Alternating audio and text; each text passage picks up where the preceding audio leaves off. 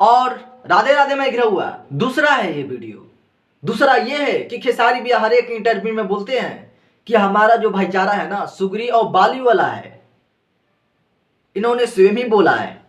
अब मैं उनसे पूछना ये चाहता हूं कि बाली कौन है और सुगरी कौन है। तो सुग्रीव जो है उससे छोटे भाई होते हैं और बाली जो है वो बड़ा भाई होता है।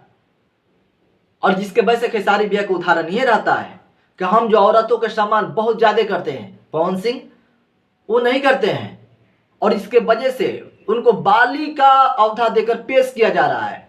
बाली एक रामायण का एक ऐसा हिस्सा है और ऐसा योद्धा थे जो सामने कोई भी योद्धा कितना भी बड़ा क्यों ना हो, सामने अगर आंख से आंख मिलाकर अगर लड़ जाता तो उसका आधा शक्ति स्वयं बाली में आ जाता। और बाली में आने के बाद समझ सकते हैं कि उसका रफ्तार सीधे दोगुना से तिगुना, एक तो अपना बल और फिर आधा उसका बल, मतलब सबसे बदशाली था, कोई भी सामने टिक नहीं पाता था। बाली में सबसे बड़ा एक चीज आ गया था, उस सुग्रीव के पत्नी को अपने पास कब्जे में रख लिया था और जिसके वजह से बाली का नाम धूमिल कर दिया गया।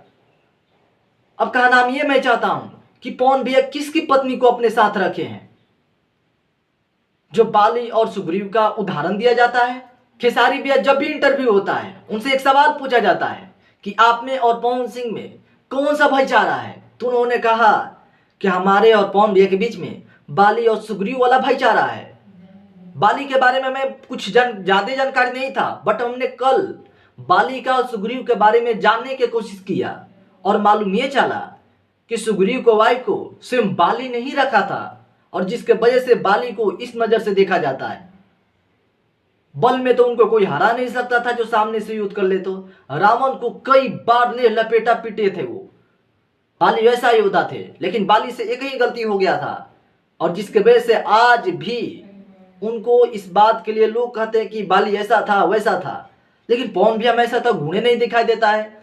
फिर ये जो उदाहरण है वो कहीं और जा सकता था, लेकिन खेसारी भैया ज्यादा बोलने में माहिर होते हैं, स्पीडली बोलते हैं। वो बोलने के बाद भूल जाते हैं कि हम स्वयं ने क्या बोला था। वो पहले बोले थे हम उनका कंपटीटर हैं, आज उन्होंने स्वयं भूल गए हैं। अब इसके बारे में मुझे ज्यादा जानकारी है नहीं, बस इतना जानकारी पता लगाया बाली के बारे में और वो मुझे पवन भैया में दिखता नहीं है। तो फिर ये बात बाली और सुग्रीव का उदाहरण क्यों आता है खेसारी भैया के मन में। खैर मैं चल रहा हूं, राधे राधे।